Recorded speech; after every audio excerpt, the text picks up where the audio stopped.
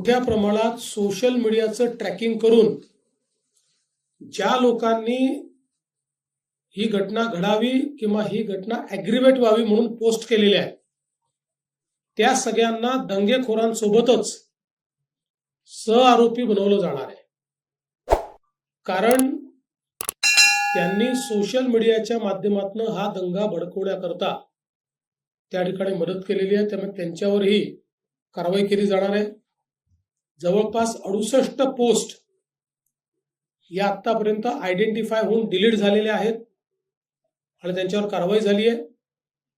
अजून काही पोस्टची माहिती घेणं चाललेलं आहे आणि अशा प्रकारे ज्या लोकांनी भडकवणारं पॉडकास्ट केलं, ज्यांनी चुकीच्या पोस्ट टाकून अफवा पसरवून त्या ठिकाणी लोकांमध्ये एक पॅनिक तयार केलं, अशा सगळ्या लोकांवर मोठ्या प्रमाणात कारवाई होईल।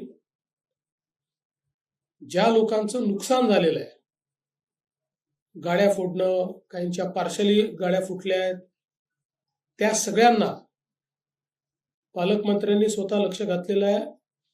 त्या सगळ्यांना नुकसान भरपाई ही येत्या 3 ते 4 दिवसात दिली जाईल।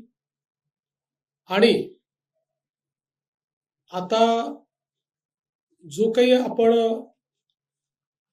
काही निर्बंध घातलेले आहेत त्या निर्बंधांमुळे थोडं जनजीवनावर परिणाम होतोय, व्यापारावरही परिणाम होतोय, त्यामुळे ते लवकरात लवकर त्यात शिथिलता आणावी अशा प्रकारचा प्रयत्न आहे। पण त्याच वेळी पोलीस सजग राहणार आहेत आणि कोणीही दंगा करण्याचा प्रयत्न केला तरी देखील अतिशय कडक कारवाई केली जाईल।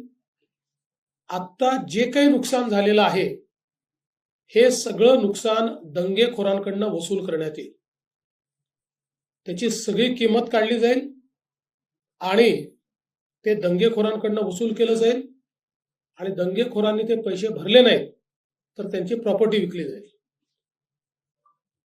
अशा प्रकारे नागपूरमध्ये किंवा महाराष्ट्रात कुठेही या गोष्टी सहन केल्या जाणार नाहीत। नागपूरमध्ये तर एक नागपूरचा शांततेचा इतिहास राहिलाय।